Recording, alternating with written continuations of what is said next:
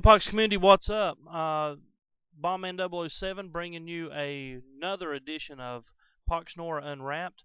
Today we've got a split battle group for you coming out of the KF and Sunderland uh, factions, and the creator of this battle group is the man, the myth, and legend, TheNidhogg. What's up, Nid? Hey, nothing much, Bond. Just chilling. Sweet, man. Glad to hear it, brother. All right, so I'm sitting here staring at 30 runes. And man, they're the runes that some of them we see every day, some of them we hadn't seen in a while. So does this battle group actually work together and do well? Yeah, it might be a little bit gimmicky, but it's got more than a few tricks up its sleeve, and I have fun playing it, and I think it's pretty strong. So Fantastic, man. All right, guys. So he's calling this one the Consume Beast Battle Group. And I guess we'll find out together exactly what he means by that. But we'll go ahead and jump into your KF side, man. The first rune up is the Colossal Boa. And let me see. Of course, I can't find it on my list. There it is. All right, so Colossal Boa. Tell us the upgrade you've gone with and how this guy works for you. so I've gone for speed and damage here.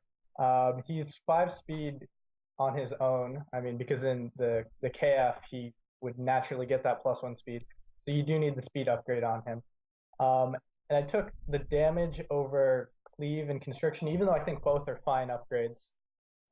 Just because he needs to not only tank, he needs to also like present a threat. With cleave, he kind of does that too, but I thought it was too situational, and I wanted something that was good all the time. So his role is basically just to tank it up, and he most importantly has the consume ability, which along with colossal makes it when he eats something that you get a lot more effective HP out of him than if you like had consume on some weaker champion.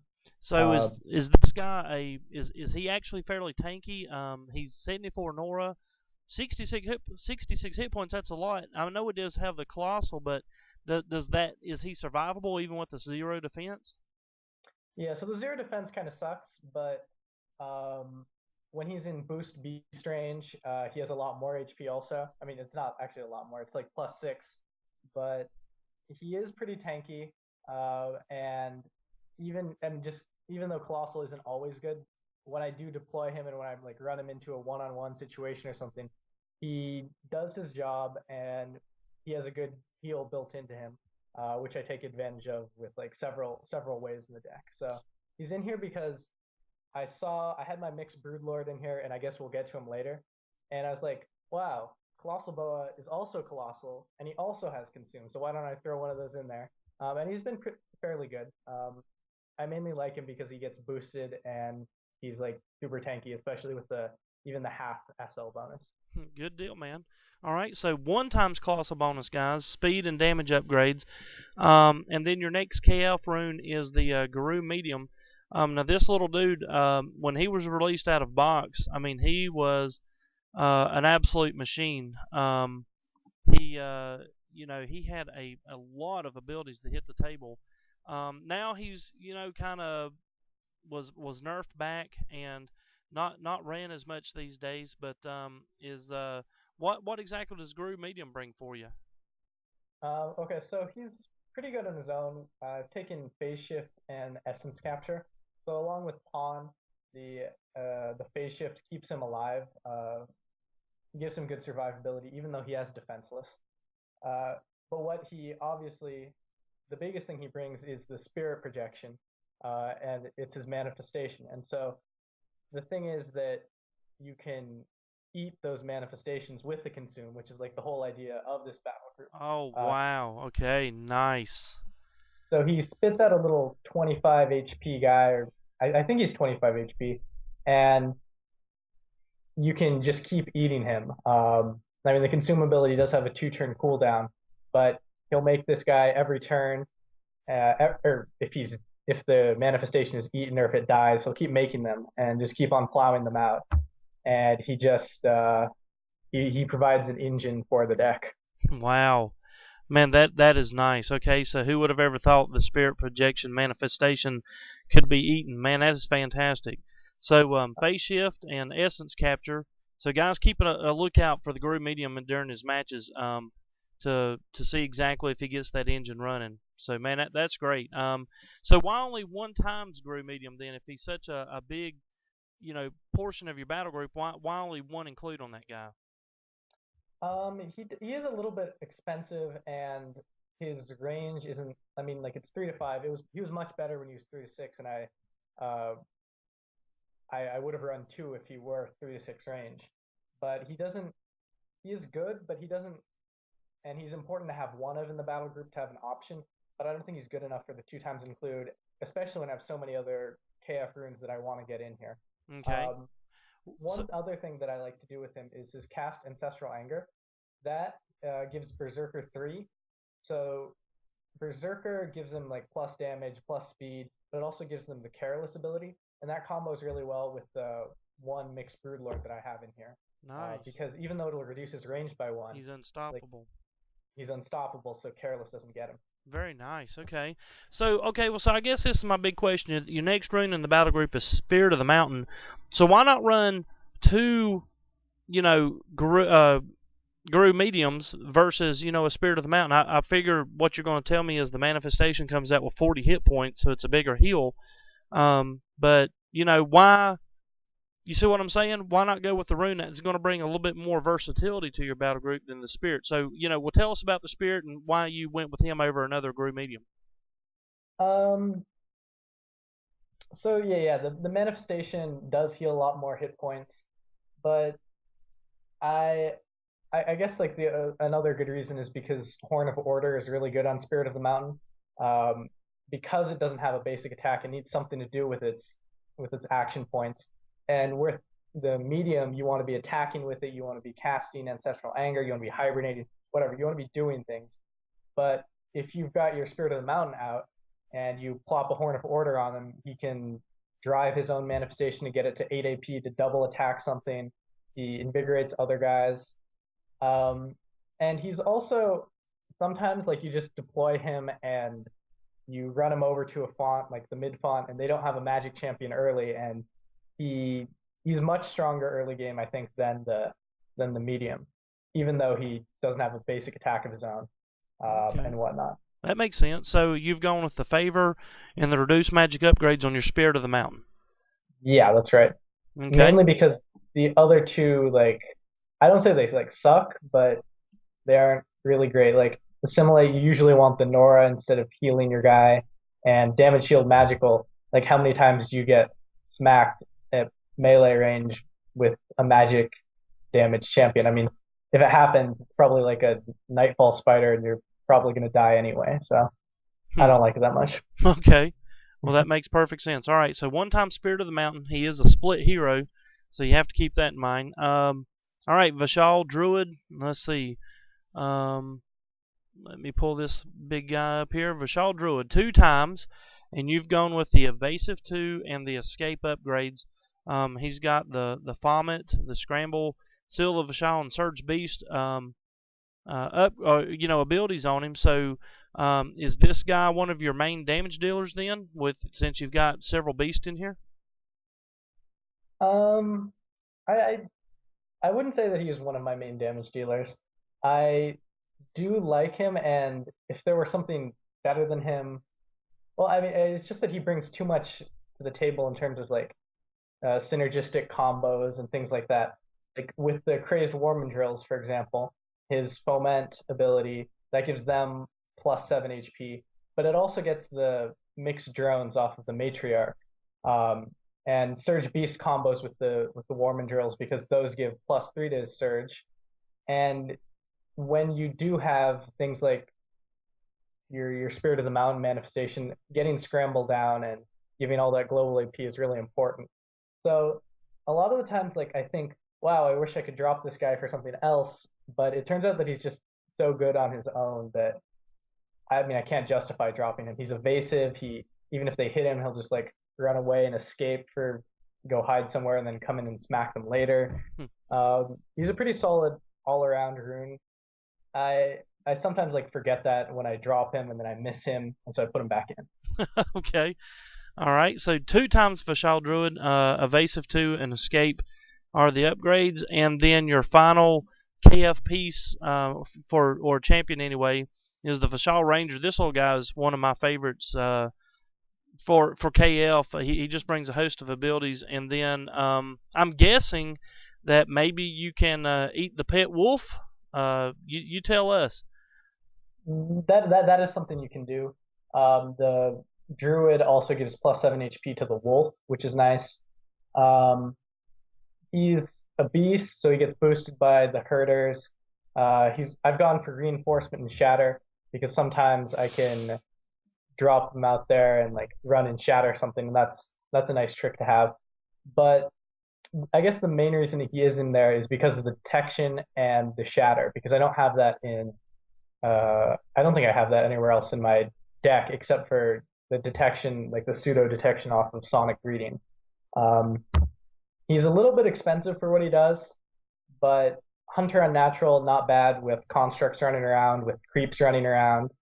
Um, and, you know, I another rune that I am not like particularly thrilled to have in my battle group, but I think he's important to have in there. Okay. So 1 times Vishal, looks like you've gone with him in the more of the utility area, even though he does have some damage potential there. Detection 3, and then of course the reinforcement 2 and the shatter upgrades. So that's your KF side. Now we're going to spend a little bit more time on your Sunderland side because apparently that's where the beef of your battle group is. And the first one on this is the ones that we saw in Dagdapede's video, the Crazed Warmangelus. Um, so you've already mentioned the Vishal Druid's got some synergy here, going to up this guy's hit points to 43 if he's out in play. We've already seen the damage capability of this guy. I think you've gone with Berserk Attack 3 and the Pounce upgrades. So how nasty are these little guys? They're pretty nasty until someone drops an area of effect spell on them, and then they're like much less nasty. Um, I was running them. It's interesting actually. I was running them with Pounce and Life Drinker before I watched Dagdapede's video, and then I realized that Berserk Attack 3 gives +4 damage versus the +2 damage on the regular Berserk Attack. I was like, wow, that actually sounds pretty awesome. Um, and I mean, what does end up happening is they run in there, they deal some damage, and then they get like AoE'd down. But their mudsling ability is very strong. The fact that they are a 3 damage surge on your druid, and that they can pounce into places and they're evasive. I mean, they just bring a lot of damage potential, and if they die, like that's okay. Right. Yeah, you've thrown away a total of 58 Nora there. And which is less, of course, if it gets hurted. Well, yeah, sure, absolutely. So 2 times Crazed Warmangelus, guys. Berserk Attack 3 and Pounce 2. All right, so next up on the list is the Mounted Sauropod. Mounted Sauropod. This thing, again, we saw this in Dadga's video. This thing is, he described it as one of the most overly efficient runes that is probably exist in the game. I mean, if you herd it and get all your stuff going on, it easily comes out as over a 2-to-1 hit point to Nora ratio. So is that why you've got this guy in the deck? I mean, basically, yeah, he's pretty ridiculously efficient. And when he drops his trapper, like that guy gets to pop down some traps, and I could eat that guy afterwards. He's also much easier to get the his ally up because I do tend to want to drop the Spirit of the Mountain, and sometimes I don't always want to drop my little Crazed Warman drills out there. So he does have another ally to buff him up. And he's I mean, he's a tank, and he does his job very, very well. I don't have room for a second one of them, or else I probably would run it. Wow, nice. Defense 2 and Tremor upgrades are your choice of upgrades, and is that pretty much the standard, or why would you maybe pick the Tremor over the Health 2, make him even more tankier? I mean, you could do that, I guess, but Tremor seems it's I mean, I just think it's better. I don't really have a good explanation except that like +6 HP on top of 79 makes it. Yeah, you'd think that would make it maybe more attractive, but it's not like a deal maker for me. Tremor is very good. It does for like a pseudo area of effect spell kind of thing. It knocks guys back. I mean, it's good. And picking up the allied shatter peaks, man, it puts this guy real on the map. I mean, damage wise, he come out decent at +10. He's going to have +4.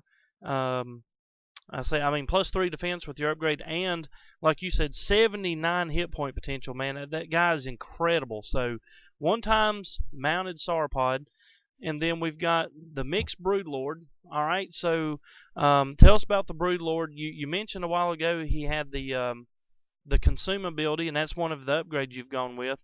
What's the other upgrade you use, and how do you use the mixed broodlord? I took trample, um, and it's something that I'm not like particularly sure about. I might switch it back to scour. Um, he also a tank, but he can put out some damage for sure. Uh, he's, I mean, he's big. He heals himself well with consume. He's very tanky with the 3 defense, the colossal. Trample can get you some. I mean, that's like I think that could do a lot of damage, and I think it'll do more damage in the long run than Scour will. Um, Something that I have a combo that I've put into my deck, but I haven't yet used, um, and this is why I'm reluctant to drop the trample list. But I've got a time slip in my deck, and it seems to me like it could be pretty good if you time slipped a mixed broodlord and he just ran around and trampled things to death. Let's see, 20 AP or more because he's unstoppable, so he's not going to lose any of his current AP. That's right. So up to a possible 24 AP. That's insane, man. That could be a lot of damage. Yeah, I'm not sure exactly like what the AP cap is when you time slip a broodlord. I actually haven't done it, but it seems like it'd be pretty good. Um, and I think that you can pacify your own guys off a matriarch, so that would let him run around even better. I mean, you might not want to do that, but I feel like it's a consideration. And the fact that Holy cow, man, that's just fact, funny. That's just funny, man. Oh wow. That is true thinking outside the box, man. That's exactly why we're making these videos right here, to get inside of different players' minds, to see the combos and stuff they can come up with, man. That is insane. A pacified time slip mixed broodlord going around trampling your enemies to death. That's classic, man. You got to do that. That's just classic. maybe I'll try to pull it off in my game. Well, I Like certainly see hope good so, man. That'll opportunity. be absolutely entertaining. So 1x mixed broodlord. All right, and moving on, 2 mixed matriarchs, and you've gone with pretty much the standard build for her. No surprise here on the soothing serenade and the cocoon. So why is she in here? Just free meat? Let me guess. The lay mix poupe, free meat, free consumes, huh? Yeah. So she's just a very good support rune because of the soothing serenade, because she can cocoon herself and like contest a font for a little bit, or I mean, she does bring quite a lot to the table. She doesn't do very much damage, of course, but her drones like do the work for her. Those things get boosted up by the Mashal Druid. The matriarch. I mean, what can you say? Also, the Desert Walker, obviously very nice with the mixed broodlord. Desert Walker's also on another one of my runes, but I think that getting the sand out there does end up being important for my deck. Um, he's a good rune. Very nice. Okay, so soothing serenade, cocoon, mixed matriarch, free meat for consumed guys. So keep your eye out for her. Plus the engine to the time slip broodlord, man. I swear that's just got me hung up, man. That's great stuff. All right, so Skeezic Herder. Now, Dadgapede used this guy as his main engine in his battle group, and now here you have it in your battle group. And there you mentioned, you said you had Desert Walker in another rune, and here he is. He's got Desert Herder, which is going to reduce the cost of all beast or reptile runes that you cast. And then Desert Walker, you've gone with the drive and the boost beast upgrade. So how do you use the Skeezic Herder, though, since you're not necessarily running a true beast battle group? So I try to deploy him early. I mean, as early as I can. And I think I tend to use him a little bit more aggressively than I should. Um, I have no problem with like running him in there and popping off some attacks and driving a guy. And sometimes he dies afterwards, and like that's a bummer. But he is a little bit more expendable, I think, in this deck as opposed to a straight up beast battle group. Because I don't like strictly rely on him.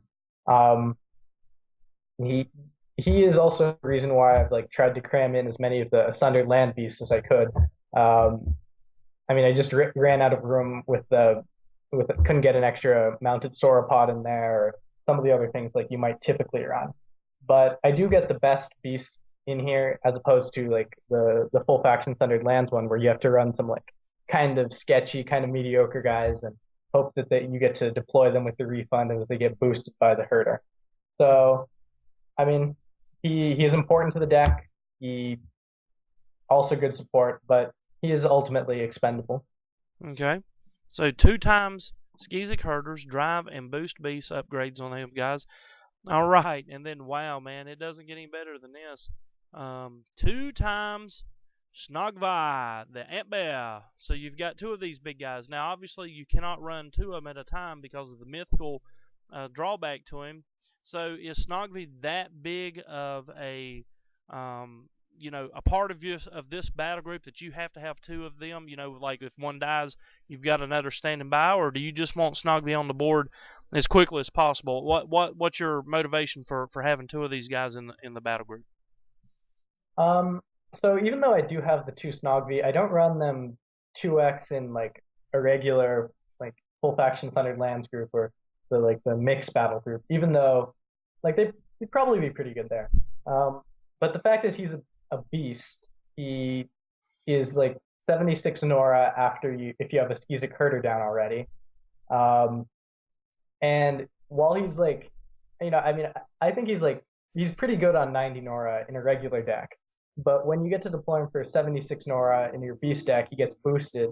Then he's just like over the top with efficiency. Oh, no Um, kidding. That's incredible. I mean, really. so I do want to deploy him early, and I'm sure like it's very frustrating for my opponents when they kill one Snogby and I just like collect his globe and deploy another one. So it seems like it could. I don't know. He's very good. I'm happy that I have 2. I actually got my second one doing a draft, so that was Wow, a really nice. awesome pack for me. Yeah, very uh, nice. you could Oh, and probably by the way, understand. good videos on your draft videos. By the way, we're enjoying those. Yeah, I've been like scrubbing out on my drafts recently. I forgot that I was in queue for 2 of them, and it went through like for one of them it got through 17 picks without me noticing, and the other one it got through all 30 of them. So Oh, maybe I geez. passed another Snockby. Wow. Yeah, painful. So 2 times Snogby, you've gone with the Sonic Aura and the Consume upgrade again, kind of going with that, Consume combination there with those guys. So that's all of your champions. You've got 16 champions in this battle group. That's all of them, and as you can see from the picture here, guys, he's got mainly Sunderlands in there. So as we touch over his spells, pretty much run of the mill on your spells. We'll go ahead and stick with Sunderland since we're here, Nid. So Draconic Benediction, as we've seen in Dagda's video, that the Draconic Benediction is just a huge closer, huge finisher spell. You have to use it at the right time to make it effective, but I guess, are you going with champion spam? Is that what the point of your battle group is, or along that line? I guess somewhat. I mean, it's just a I go with it over quickening. I mean that's the only other thing that like I might replace it with. Um, and it's not like a big. I mean, like it's a big spell, but I could switch it for quickening. I think it's better than quickening in this deck. Um, it'll if you get to turtle up long enough and deploy your drones or I guess champ spam. Yeah, it'll finish out a fight pretty quick. Yeah, no doubt. Okay, 1 times Draconic Benediction. The next one is one of the new spells from the newest expansion here, the Drawn Signal. So what happens is And we learned this a little bit from Hardy Harhar. You summon a level 3 mixed Broodlord to the field, and he does a little bit of damage with his 5 AP, and then, let me guess, you eat him up. That is exactly correct, because I think he comes in with 62 HP or something like that, and Wow. to heal your guy all the way. Yeah, I was on the fence about it before, like in a full faction group. But I think it's pretty good, even if you don't get to consume him. Sometimes he'll get refunded off if you have enough drones and the matriarch down, and it's like 30. I mean, it can go down to 30, but it usually doesn't get that far. Pretty efficient. It's really great with Snogby because he'll defensive turtle, which will like definitely give him an opportunity to consume back up to full health. Nice. Man, that's incredible. So, Drone Signal, again, the new full heal in Sunderlands. Who knew? That's about right. All right, so your next Sunderland's rune is a relic, and then you're done with your Sunderlands except for a couple of equipments. The relic is just pretty much the auto include. It seems like you know. Well, there's the hive. I was looking for it's under H. The hive. The hive. Yeah, we've looked at this rune, now in a couple videos, and it's just extremely efficient, extremely annoying. It does its job, and it does it extremely well. So, is hive pretty much just auto include in Sunderland decks? I mean, yeah, it is pretty much. I mean, people were joking before, like when some of the meta reports that Talk did, and it's like Skizik Alchemist and Hive were like the most run runes in the Sunderland. It's just because they were so efficient back then. Skizik Alchemist did get capped with that initiative nerf, but Hive remains super awesome. Perseverance counter, and if it lives for like more than one turn, then it's just like a super AoE. Because when you think about it, it did like 10 damage. 3 plus 2 plus 1, so I guess that's 6 on the first turn, plus another 5 on the next one. So that's like 11 damage straight up. It like probably contested something, and the poison weakened all their guys. So it's like if you think of it as a super AoE, then it's super efficient. Nice. So 1 times Hive, and then 2 times Dunewalker's Mantles. These things are just nasty. They're going to give Domain Sand, which is plus 2 damage there, plus it gives the mobility while they're in sand areas, and as well as Sand Striker. So, man, plus 7 damage if the unit is standing on sand. What exactly do you try to throw the Dunewalker's Mantle on to enhance, with all that damage? Usually I end up throwing it on a Snogby or the Herder itself just to get that extra damage out. Usually it's 30 Nora, so if I get a kill off by putting it on something that double taps, it's probably like been efficient for its cost already.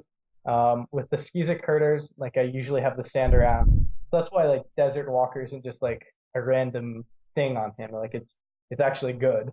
And also the Matriarchs have the same Desert Walker. So it does come out to 7 damage on the Herder. It's less if they already had Domain, which is really only the Broodlord. The mobility is sometimes relevant, and it just pumps out some extra damage. Very nice. 2 times Dunewalker's Mantle, guys. All right, so to finish up your battle group, we'll drop over to your KF side, where we'll start on your KF spells. And again, I don't really see anything super fancy here. Escape magic. So if you run a guy in, you get him beat up a little bit, and then you know he's going to die. You throw an escape magic on him, warp him back to your zone, and then try to eat something. Is that your philosophy with this spell? How do you use escape magic? So it's best on the Broodlord, but it's okay on Snogby after he's defensive turtle.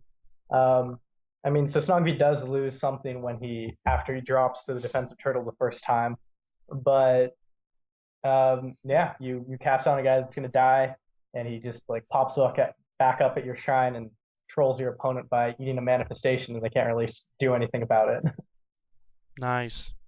Okay, so escape magic's there to keep those guys alive. The next one up is Nature's Wrath. 1 times escape magic, 1 times Nature's Wrath. Just pretty much standard area of effect 3 magic damage. Everything takes 10, and their defense is halved. Finish your spell for you, or just area of effect 3. It's pretty efficient, right? Yeah, I mean it's fine. I guess I would the sometimes it's relevant with the defense bonus. Most of the times I wish that it were an acid storm, I think, but I mean obviously I'm full up on the Sunderlands, and I took the other two best AoEs in KF, so I was like, yeah, I guess Nature's Wrath is fine. But I just needed that finisher damage. I needed another area of effect spell, and Nature's Wrath does its job.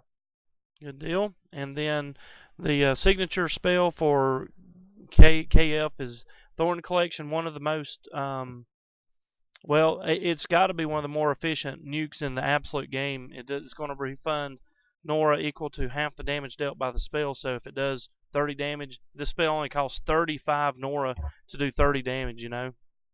Yep. So if you hit three guys, it's pretty efficient. If you hit anything more than three, it's like probably a blowout because you're just gonna double cast, like cast one and then cast your other one. And maybe have enough Nora left to drop the Nature's Wrath on top of that, and it's just pretty brutal. And I guess that's where KF gets their name of the spell spammers, I guess. I don't know. Okay, so 2 times Storm Collection, and then you've got a Time Slipped. Now, how, besides the pacified Broodlord Trampling of Death combo, how else do you use Time Slipped in this battle group? So I mean, it mainly is in there for the Broodlord combo, or like that's the only way I would use it on my own units. But if it's a pretty good single target disable, because if you cast it on your opponent's guy, then he'll be disabled their next turn, and then you have an opportunity to one round the next turn. And of course, you had better one round at that turn, or else it's going to pop up with 20 speed and just put some major damage out on you. So it's a little bit risky, but it's very efficient if you get it to work. Good deal. 1 times Time Slip, and then over to your KF Relic, you've got the Cleansing Emerald. Cleansing Emerald, just spot heal, font contester. Man, it does so many different things. Area of Effect Cleanse is just extremely efficient and powerful. Is that what it's there for? Just that spot cleanse? Yep, it's spot cleanse, and sometimes it sticks around, and you get to run a guy back and cleanse something else off him. But it's a spot cleanse. I I mean, I would never use it to contest unless it was already cleansing something off my guy. Okay. And then a couple of equipments here. Auto include for KF and LFS is the Horn of Order, Drive, and Invigorate 2. I mean, enough said, really. It's absolutely an extremely efficient rune, even nerfed up to 50 Nora. I guess you're using this to get the kill and finish things off. That's about right. I put it on the Spirit of the Mountain, like I said. He gets to drive his own manifestation to get him up to 8 AP if he's already engaged. The other thing that it's awesome with is that Drone Signal comes in at 5 AP, so an Invigorate will take it up to 9. Or if you already had it down, a drive plus a DB will get it up to the 8 AP and needs to double attack. I did one time do that, but obviously it's a lot of Nora on that one turn because it's the 65 plus 45 is 110 Nora, but it's something that can happen, and just the Invigorate onto a Drone Signal Broodlord is pretty nice. Absolutely. 1 times Horn of Order, and then I guess this is my biggest question for you in this battle group is why 2 times Withering Fern? You've got some other perseverance counters with with your hive, and you got the Sorry, horn. my dog is barking. Oh, okay. I wasn't sure if you were having a stroke there or something there for a second, but okay, it's good to know you're still with us. Why 2 times Withering Fern in this battle group? Did you just run out of things from KF to put in there, or what? Is this rune that key to your battle group? Why 2 times Ferns? I wouldn't say it's key, but I noticed that whenever I played against KF and they like Wither and Ferned my Broodlord or something else like that, or like Snogv, it's really a beating if they don't have Shatter, and even if they do have Shatter, it's if it gets 2 ticks off, like that -2 defense is permanent. They might heal up to 6 the 6 loss of life, but it will function as a perseverance counter in a spot in a pinch. But I mean, I do like honestly think it's that good. I have other. I mean, like what else would I put in from KF into this deck? Like maybe bullseye or something that seems like I could drop a fern and put in a bullseye or put in something else. But I think the two good on problem champions that it justifies at least having one. And I really like it, so that's why I put in two. Okay.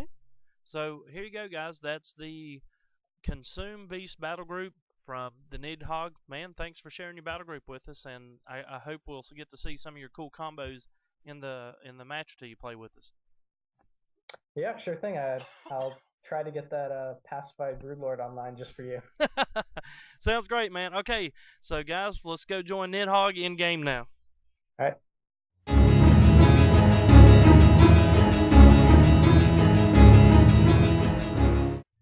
Hey, Pox community. All right, guys, so here we are in game with TheNidhogg. He's jumped into the rank queue. He's currently 48 limited. He's using his SLKF Consume Beast battle group, and he's jumped into queue against Kane, 45 exotic lead. Kane has already been in a video or two with us. He's playing full faction under depths as is normal for the Kane Master. And all right, so Nid, you're going against a pretty seasoned player. He's pretty tough. He's got some interesting techniques about him and everything. So, what do you know about Kane, and how's your draw look?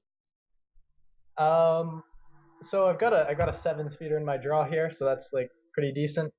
I'm obviously going to be very wary of the Ember Wasp Shrine Rush, which Kane is known for. I also know that he runs like that recharging bleed guy, which I think is going to have to be a priority for me to kill. Uh, Other than that, like I'm not unhappy about this matchup, and I think it's going to be a pretty good game. Okay, so right out of the gate, we've got Spirit of the Mountain, 7-speeder. And the reason he was saying 7-speeder so important is, guys, it takes 7-speeder to go from your font deployment to the shrine, or to the font, I mean, from your shrine to the font in order to cap it on first turn. And you'll notice that Kane didn't have a 7-speeder, so he went ahead and split his imp to go ahead and get that out of the way because he knew he wasn't going to be able to cap that font. So Ned's in, got his font capped. And Shoal Magus on the board. Man, these guys are everywhere nowadays.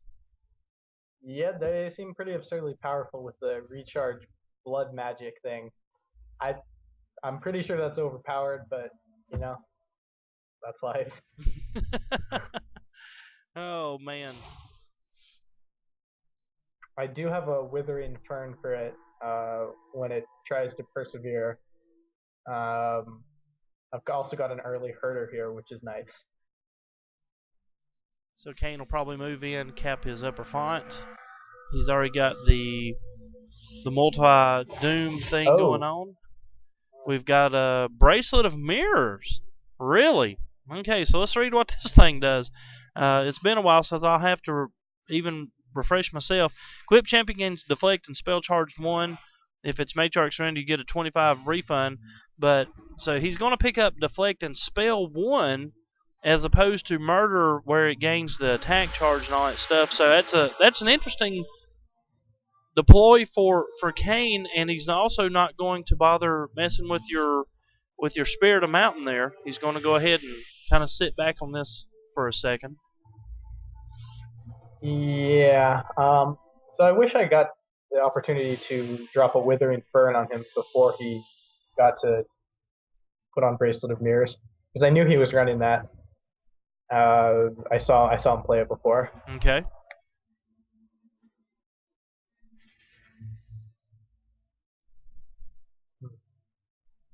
So there he is, Skeezic Herder on the board. It's going to be a very helpful part now to your battle group. And bam, right out of the gate, mounted sauropod. All right, so tell us. I forgot to ask the. I forgot to ask Dagapede this in there, and I'm sure it does make a little bit of a difference. Is the Nora Nora reduction cost, is that up front or in back door? So in other words, did this mounted sauropod cost 72 Nora and then you got your Nora back as a refund, or did he just cost less coming right out of your rune dock? Yeah, you have to have the 72 Nora up front. Okay, so it's a backdoor refund type of Nora gain there from the Skiza Curtain. Yeah, that's right. Not quite the way it's worded. That's the reason I was curious about that.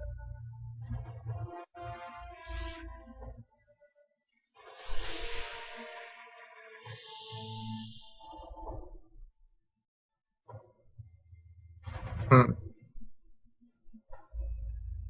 74 hit points on that mounted sauropod already. He's already at a 1-to-1 hit point ratio. That is absolutely incredible. He's got the early Shattered Peaks before ally. the rider. What's that? Even before the rider. Yeah, absolutely. Yeah, I mean that is absolutely incredible. You got the early Shattered Peaks ally going on with the Spirit of the Mountain there. I don't really have a solid plan to deal with this guy just yet, which is problematic.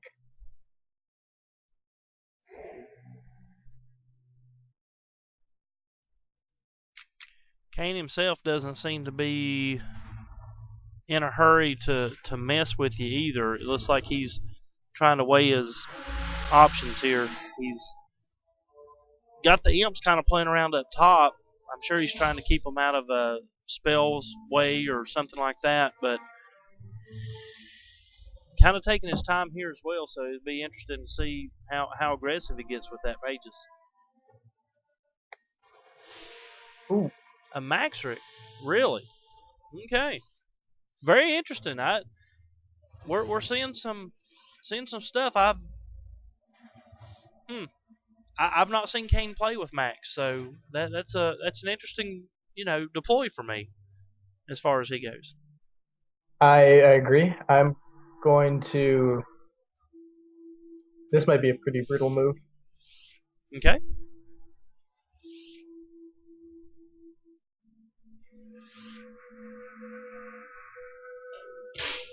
So you're going to drive up the Spirit of the Mountain?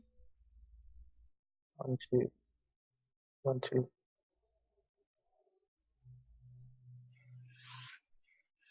And are we going to see a spell spam maybe?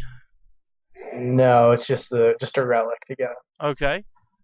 So he counted up the spaces, drove him because he needed that one extra to get right up to the relic. And honestly, that font's going to be pretty much undefended. I mean, the familiars are not going to be able to really do anything about it. They might be able to doom your spirit, but other than that, I mean, that thing's in big trouble there. And he didn't deflect. Very nice. So you're going to get some free damage off on that Magus, which is very good because you're fixing to lose your manifestation here, but still, well worth a great move at the end of the day, it looks like. I think so, and it's along with this Snogby here. Snog in the house. So everything's going to become distracted, and wow, that's going to save Spirit of the Mountain. That's huge. They're not going to be able to doom him now being distracted, so that's great stuff. I think that'll get him pretty good. The imps are hurting, brother. They're hurting. Not feeling so good. They're looking a little green these days. He also doesn't have Life Siphon on the Magus, so that's also something to consider. Wow. Man, I thought that was auto on that guy. No, I think that his is the right build. You should take Supercharged with the Blood Magic because it's quite strong. Oh, he got to Demolish, and then he'll doom my guy when he has a chance at it. Okay. Except that I get to Thorn Collection him, and then take his spawn. And both of them look like they're close enough to hit with that Thorn Collection. That's going to hurt. So it's ouch. Nora refunded 10 off of them, plus 5 for favor on the Spirit of the Mountain. Wow. And Kane early on going to find himself fontless with an entire army staring at him, man. Not good things, brother. Not good things at all. Certainly not where he wants to be right now. And let me guess, a tremor coming up. The tremor is coming up. I'm gonna fern him for like not a particularly good reason. So there's That the tremor that's going to give him lumbering, and now the magus is going to be ill pressed to do anything in retaliation there.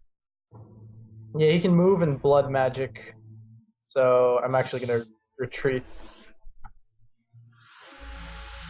You know, I try to give I try to be fairly open minded and stuff because I know that matches can turn on a dime, but I'm going to go with you've pretty much got this right where you need it. Yeah. And so something that people say about the KF split bonus is that it's pretty bad, but in this case, it let me store up enough AP to get over to his font, have just enough to drop the relic, and I would not have been able to do that without the bonus. Very good. So we'll see what Kane does. One thing about Kane that I'll give him is he is a fighter to the end. He absolutely does not give up most of the time, even if his odds are stacked against him. So he makes for a great recording match. So he's got the 150,000 gold rune himself on the board now. Corona, she and Snogby are the legendaries that you pay the gold for in the gold store, and so there goes a fern on her. That's going to prevent fun stuff like demon shields and the like. You've really got the advantage going on here, even though he's certainly got some capability of one-rounding some stuff and getting it quickly off the board. The Spirit of the Mountain seems to be in good shape because he doesn't have any magic damage. But are you you're looking fairly aggressive here right now, so it doesn't really concern you with the damage potential he has out there? I'm gonna time slip his mages, I think, so I'm not particularly worried. Okay.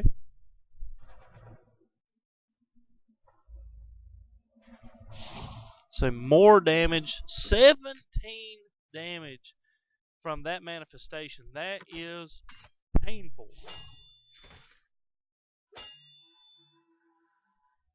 Okay, so I guess he must have pounce had doesn't count, or a maybe he did targeted trigger deflect that. there. Hmm. I'm also gonna fascinate him in off my Snogby to get him off the his bleed recharge combo because then it'll distract him. But I think I'll just be able to kill him next turn off the aura. Max can. Oh boy. Okay, so that was a mistake by me for sure. I should have moved my Spirit of the Mountain back so that he couldn't kill it with his Max. Oh, he's gonna portal. What is he? Back? What? Okay. Yeah. Why did? Oh, he wants to get. No. Huh. But I guess that's fair. Yeah. So I should have moved the manifestation back because now he got to reduce his cooldown on dark summons and stuff. Okay. I didn't. I thought about doing that before, but I wasn't sure why I had thought about it. Well, at the end of the day, he nets an imp out of it.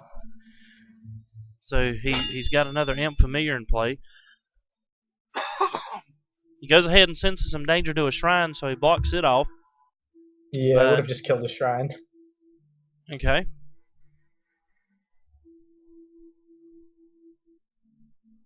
So Snogby going to drag that magus towards him just a little bit. Going to distract him up, add some damage for flavor, and that guy is pretty much done. The aura from Snogby is going to be all you need to counter up that perseverance.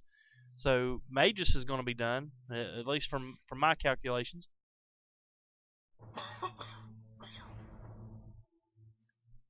Yeah, I'm just trying to figure out what the best thing to do is.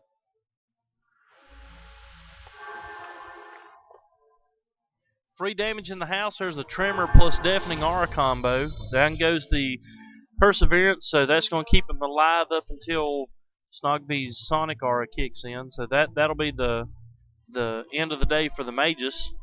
Didn't really see that Magus do a whole lot in this game. You really kept him on his heels. I'm gonna let my manifestation die to. Oh wait, is it destroyed? Oh, never mind. Okay, that would have been awful. Oh, so that's why he deployed Max.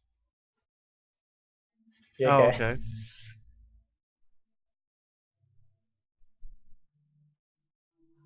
So if he gets to keep on destroying my manifestations, it might be bad.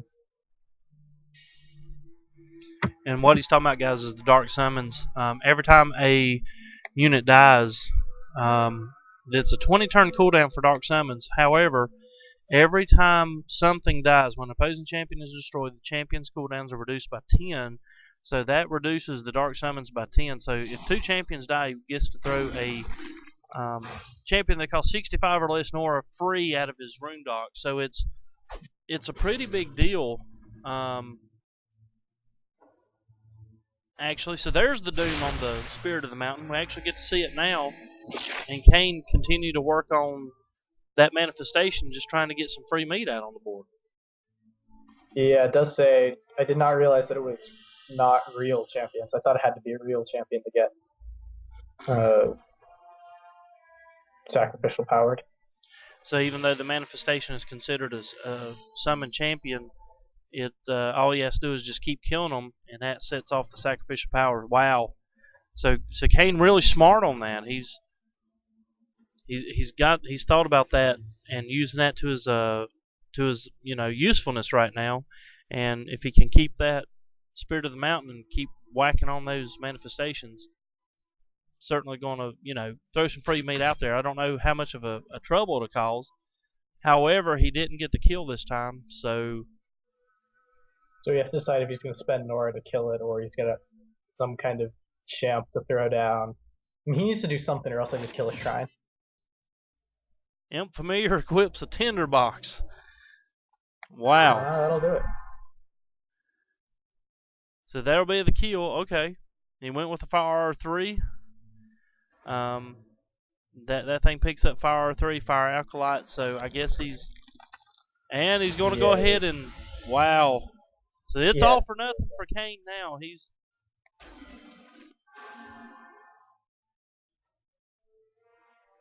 going to go ahead and transfigure the fire, the searing aura around the shrine, goes ahead and finishes off the manifestation there. So it gives him another 10-turn cooldown. So another kill, and Maxrick's going to be able to throw out some more free meat. Yeah, that could be rough for me very quickly. The problem for Kane is the Show Magus is going to be tied up with Snogvy. He's not going to get away from that guy. Snogvy's just going to wear him out. It's not even fair, really. So the Magus is not going to be effective at all, really, against Snogvy being able to keep him pinned down with the distract. So Nid's going to go ahead and go to work on the Magus down here. I have to make sure that I can one-turn him, though.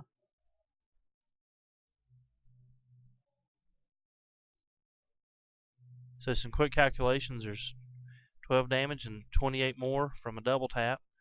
So that's going to be 40 plus 6 from the aura, and then a tap from the herder, and that'll be like 55. So that's how you try to do calculations quickly in your head. There's the DB, Draconic Benediction. Oh. And the thing that Nid has to ensure that he does is go ahead and get that Show Magus to Perseverance. So there it is. He'll go to Perseverance, and then like you saw before with the Sonic Aura, Snobby's going to go ahead and finish off the Magus. So that'll do it for him. The Warmangelus for 58 Nora just absolutely murders a Corona. And Kane finds himself fontless. He's not going to be able to deploy. So except for the Dark Summons. Yeah, right. Dark Summons is about the only thing going to keep him alive. The problem is that He's going to have to score a kill to get that done, and it may only be another manifestation at best that gets whacked this turn, which is still better than nothing, I guess. I mean, a little bit more free meat, but at this stage of the game, I think it's going to do nothing more than just delay the game than anything. But wow, man, your battle group come together really well, and this is Kane's signature way of finishing the battle. He always casts the shadow spell. He gives everything pacified, so Kane himself can't attack, but he uses the it doesn't work on the avatars, but what it does do is it pacifies everything, so you can use a searing aura, kind of like a trample type thing, and it's a pseudo detection as well. That's why you kind of see him moving around out here. But unfortunately for Kane, his shrine's going to be left to 72 hit points and right in the middle of some pretty big hitters. And out on the board comes the Nefari Soul Torch. Not a lot of help for Kane's condition right now. So I also got a pretty nice spawn on my manifestation, so it doesn't get wrecked. Nice.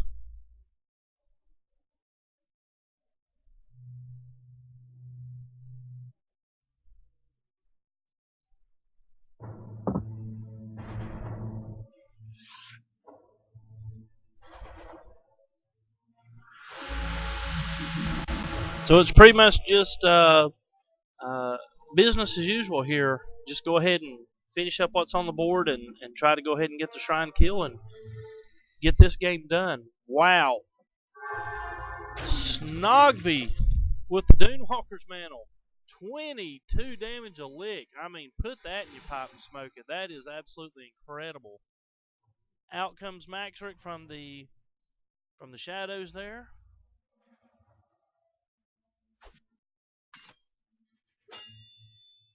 Pawns it over to the imp. So that's going to be minus that guy. Max down to 31 hit points. The Withering Fern continuing to eat away at him. And the Crazed Warmonger.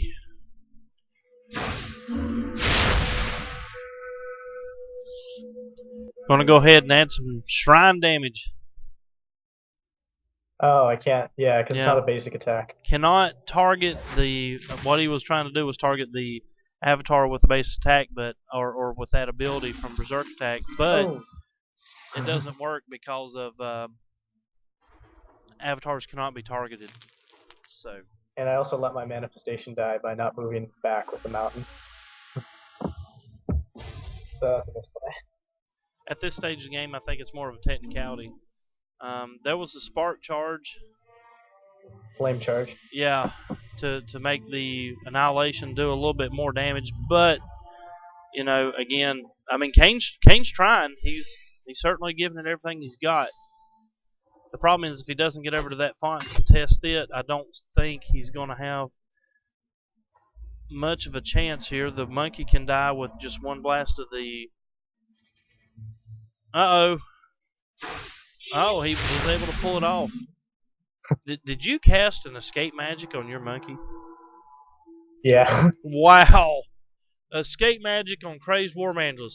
That just made several top 10 players just cringe, I think.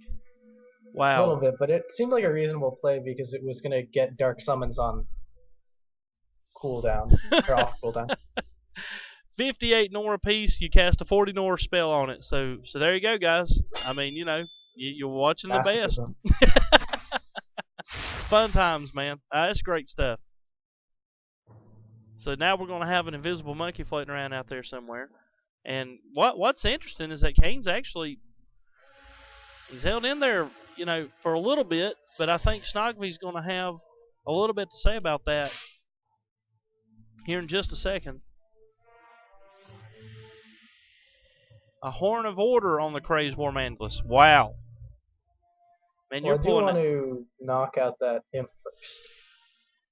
You're absolutely pulling out all the stops, brother. So there goes the pawn to the imp. Down he goes. Out comes the pounce from the manifestation. The herder I gonna... don't think I can just kill his shrine, so. What's that? I don't think I can just kill his shrine, so I have to. Okay. Well, at this stage, he's not going to have anything left as Snogvy just absolutely owns Max and puts him under.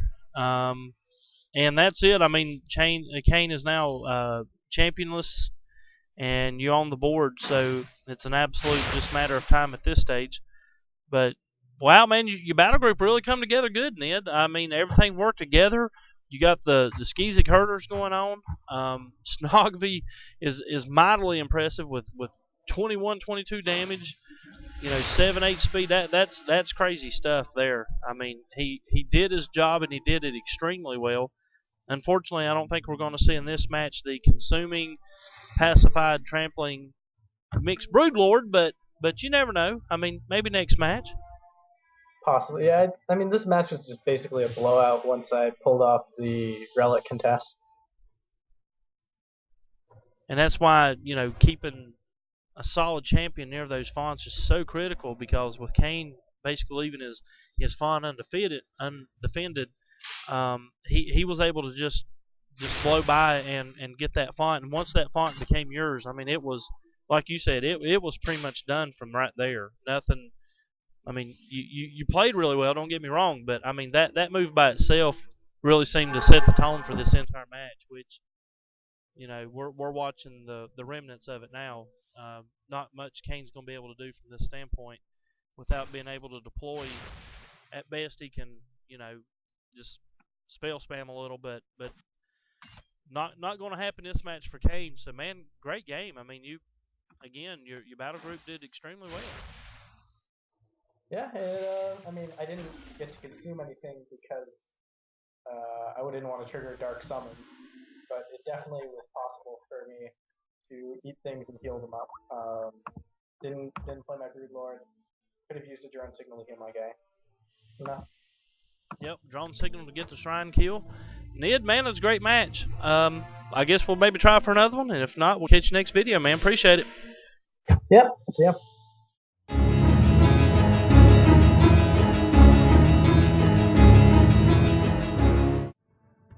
All right, Pox community, here we go. We're in with the TheNidhogg, again with his Consume Beast battle group. This time he's going up against a top player from Sunderland, so it's going to be a big challenge for him. Deverin, ranked 43 limited right now, and as always, Deverin's running full faction Sunderlands. So, Ned, how do you feel about this map? How does this map set for your battle group? It's all right. It's not. I mean, I guess it's not my favorite, but it's a fine map. If I had flying on first turn, that would have been nice. But I have double matriarch in my draw, and I did not want to deploy them because they have a hard time. Oh, he's going Skywings. I saw him playing this earlier. Okay, so he does have the flyer out first, but with your being able to go first, you're going to negate kind of that ability to fly right into the middle font. So not quite a big deal as if he went first. The map isn't a big deal. The matchup is a big deal because I'm pretty sure he's playing an amp deck, which is good because my matriarchs have resistance 3, my broodlord is immune, and he's not going to have sever summons to deal with the mix that I'm going to start putting out here. Okay. So what he's talking about, guys, is a lot of these things have attack acid, and he's going to try to amp the acid damage high, but a lot of the mix have innate abilities on that, so innate resistances.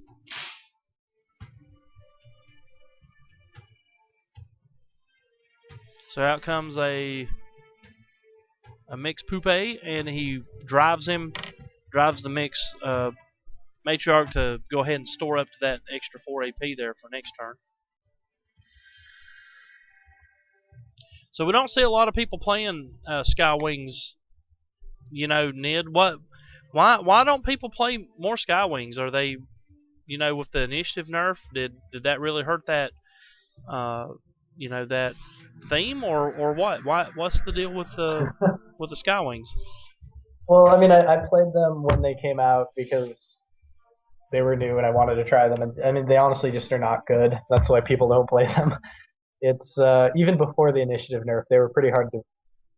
I mean, sometimes you just derped around and you got to win because you moved so quickly and capped fonts or whatever. But they just like not good. Okay. So you're going to go ahead and camp your font. It looks like he'll get his with the Skizgakumus up top. You're being a little cautious here. Are you? I mean, I wasn't being cautious. Like I just needed to use. I could have drove the next turn, but I mean, I needed the drive to get my matriarch that font. Okay. And I think he's gonna have a hard time dealing with Spirit of the Mountain. I doubt he has very much magic damage besides Veldak. Okay. I'd be surprised if he ran Consulate. So you go in with the herder on the contest. I'm sure that he's not going to be there very long, as you'll want to get him out of there. I'm probably going to get to kill his Acid Craw next turn if he does something. Wow, nice. War Mandalus, I guess, is a big part of that? Yeah, I'm going to go ahead and tag him too. So there's the little bit of damage from the herder. Go ahead and set up for the possibility of a kill next turn. And I mean, easily, you know, with Berserk Attack, if you could tag that down twice, you know, or at least once after a pounce, that thing's done. Of course, Deverin's a good player. It would surprise me to see him kind of rush on in at this stage, but I've seen stranger things. Yeah, I run Swoop on my Acid Cross. I don't run Assault. Amp Acid and Swoop. That's the way to do it. So he's definitely going to want to keep that Acid Crawl on the board because of the Amp Acid. So, well, You bit. he comes right on in. Keeps the font contested. Does a little bit of damage on the herder. Becomes scoured and sundered. But, and he turns it over to you. Wow. I'm a little surprised. Maybe he underestimates the War Mandals here. But that thing's going to be pretty much able to rip into that Skywing. Pounce for 17. Berserk is 21. That's 38, but minus the bonus. I'm going to mantle him. Wow, he just mantled a War Mandalus. 24 damage. So there is the pounce. There's the Berserk Attack, and there's the Nora Globe. Very nice. The other thing is that I had he was there. If I moved one, I think I might have misplayed that. How so? Yeah, I think I could have used the pounce off of this manifestation with the drive. I don't remember where he was exactly. He was one space right to the right above your War Mandalus. Okay, that was definitely a mistake. And let's not get my guys AoE'd into oblivion.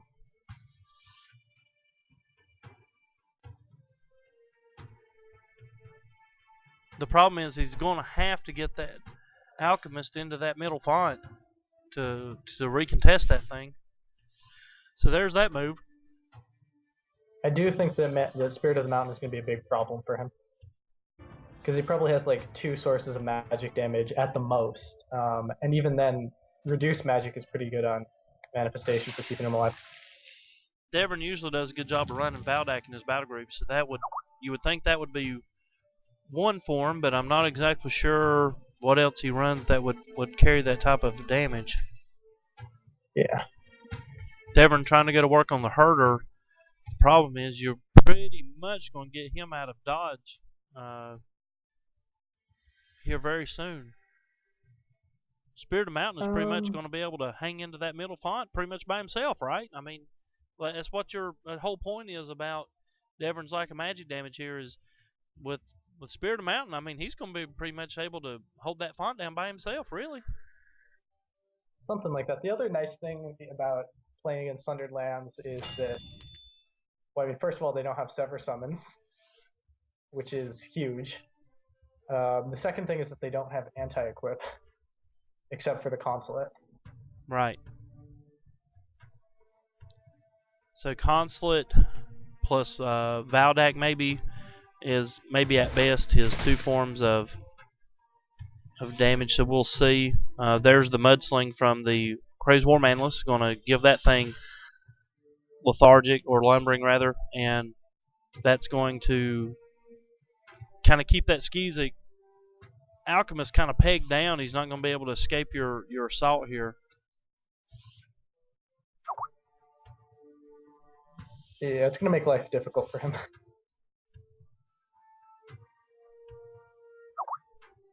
That manifestation is good stuff, man. It really is. I mean, that's wow. Yeah, it's a good game. Wow.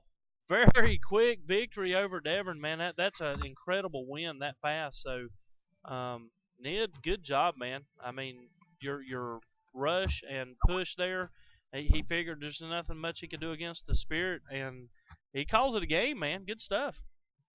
Yeah, I mean, it was a fun game. I knew what was good against Sunderlands because that's what I play, and I told you I made that misplay. I could have used Drive on my manifestation, and I wouldn't have had to use the 30 Nora on the mantle. But I mean, he just like ended up attacking into the herder and losing the game. So. There we go. Man, it's as simple as that, and it's quick mistakes or things like that can really turn the tide of a game. But in your case, you know, it was kind of tomato, but you really happened to hit Deverin where he was extremely weak in, and he goes ahead and calls this in the game. But Nid, thank you for showing us the battle group. Thank you for playing a couple matches with us, man. It was fantastic. We appreciate it, brother. Yeah, sure thing, Bon. It was a lot of fun. All right, guys, we'll catch you guys next video.